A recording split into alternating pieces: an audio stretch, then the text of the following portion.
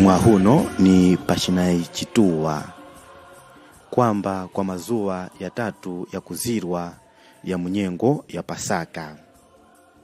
Nyengo ya Lenti ya mara. Lenti ikuwa na mazuwa 40. Lenti ikwamba pa chitatu cha vyoto.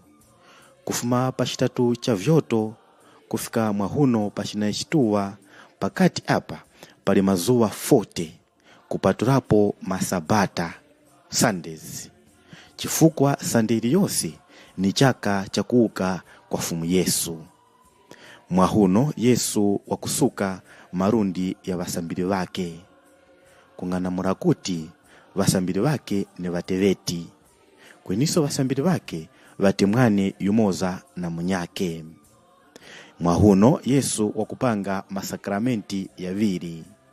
Sakramenti la Ukaristia kweniso sakramenti la usembe. Mwahuno ni chaka cha kubabiwa kwa usembe. Ni birthday ya usembe.